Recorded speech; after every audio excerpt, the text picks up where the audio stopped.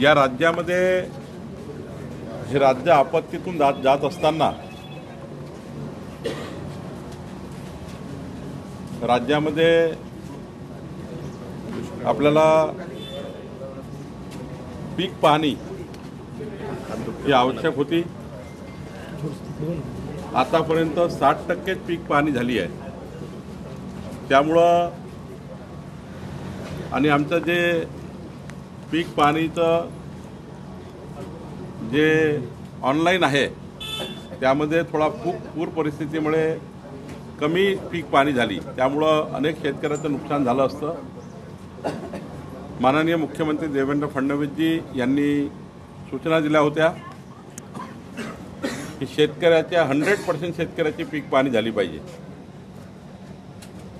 तर ऑनलाईन आता ते होऊ शकत नसल्यामुळं आमचे आता ग्राम महसूल अधिकारी गावागावात जाऊन 100% पीक पाहणी करणार आहे, जेणेकरून कोणाचीही नुकसान जे झालं ते सुटणार नाही, कुठल्याही शेतकऱ्याचं नुकसान झालं ते सुटणार नाही। 100% पीक पाहणी करण्याचा निर्णय महसूल खात्याने घेतला आहे आणि हा निर्णय फिजिकली आतापर्यंत आपण पीक पाहणी ऑनलाईन करायचो, पण आता फिजिकली प्रत्येक शेतामध्ये जाऊन आता पीक पाहणी होणार आणि 100% शेतकऱ्यांना या ठिकाणी आपल्या नुकसानग्रस्त शेतकऱ्यांना पुढच्या काळामध्ये जे काही केंद्र सरकारकडून राज्य सरकारकडून जी मदत येणार आहे ती मदत होणार आहे। अत्यंत महत्त्वाची मागणी माननीय सर्व आमच्या आमदारांची लोकप्रतिनिधींची होती, ती मागणी आज आम्ही मान्य केली आणि शासन निर्णय जारी केला। दुसरं महत्त्वाचं जे आपण अनिल देशमुखाबद्दल विचारलं, तर अनिल देशमुखाचा त्यांचा जो निवडणुकीच्या काळामध्ये जो इन्सिडेंट झाला होता, त्या इन्सिडेंटमध्ये पोलिसांनी पूर्ण चौकशी करून आणि आता तर फॉरेन्सिक अहवालही येईल एखाद्या वेळी, त्यातही ते शेवटी पोलिसांचा तो अधिकार आहे, फॉरेन्सिक अहवाल येईल तेव्हाही कळेल। पण हा प्रथमदृष्ट्या जी काही चार्जशीट तयार झाली आहे किंवा जी चौकशी झाली आहे यामध्ये हे दिसतं आहे, म्हणजे पोलिसांनी जे काही नोंदी घेतल्या किंवा तपास केला त्यावरनं की अनिल देशमुखांनी निवडणुकीच्या काळात जनतेची सहानुभूती मिळवण्याकरता एक स्टंट केला होता, हा स्टंट होता असं त्या ठिकाणी चौकशीमध्ये मला वाटतं दिसतं आहे। आणि आता फॉरेन्सिक रिपोर्ट आल्यावर अजून स्पष्ट होईल की या ठिकाणी कुठल्या प्रकारची स्टंटबाजी, म्हणजे मला एवढंच वाटतं निवडणूक जिंकणे हारणे हा एखाद्या वेळी या विषयाकरता व्यक्तींनी या ठिकाणी खिलाडी वृत्तीने आपण हा विजय पराजय स्वीकारला पाहिजे। पण एखादा विजय मिळवण्याकरता, निवडणूक जिंकण्याकरता स्वतःच्या हातात गोटा घेऊन स्वतःलाच मारणे आणि मला भाजपवाल्यांनी मारलं, मला भाजपने त्या ठिकाणी गोटा मारला असं दृश्य तयार करणे आणि जनतेची सहानुभूती मिळवण्याचा एक केविलवाना प्रयत्न केला गेला होता, हे आता पोलीस चौकशीतून उघड झालं।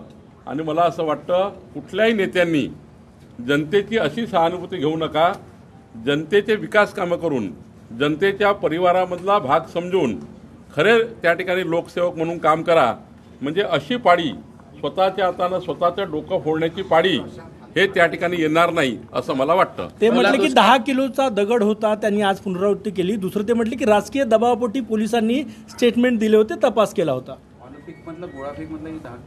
10 किलोचा जर एखादा गोटा लागतो एखाद्या व्यक्तीला, त्या व्यक्तीचे काय हाल होतात 4 वर्षाच्या पोराला समजतं।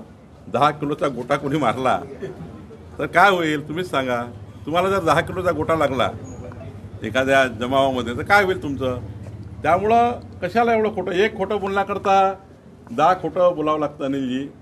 त्यामुळं कशाला जाऊ दे, झालं ते झालं, पण ही गोष्ट खोटी होती, तो स्टंट होता, तो सहानुभूती मिळवण्याकरता स्टंट होता असं मला वाटतं। शेवटी निवडणुकीमध्ये हार पराजय होत असतात, कधी ते जिंकले कधी आम्ही जिंकलो आहे, निवडणुकीमध्ये चालणार आहे। त्यामुळं मला असं वाटतं कुठल्याही नेत्याने अशी स्टंटबाजी निवडणुकीत करू नये। आणि खोटी सहानुभूती घेऊ नये. खरीप हंगामामध्ये ऊस उत्पादक शेतकऱ्यांकडून जे आहे ते 25 रुपये अतिरिक्त घेतलं जाणार आहे. त्यात पूरग्रस्तांसाठी 10 रुपये आणि इतर संस्थांसाठी आधीच शेतकरी अडचणीत असताना त्यांच्याकडनं हे पैसे वसूल केले जाणार आहेत. नाही, मला असं वाटतं हा निर्णय का घेतला याच्यात तपासून बघावं लागेल. शेतकऱ्याची शेवटी मदत झाली पाहिजे, शेतकऱ्याकडनं शेतकऱ्याची मदत मिळावी किंवा जे काही निर्णय झाला असेल याबद्दल मी पुन्हा तपासून बघतो.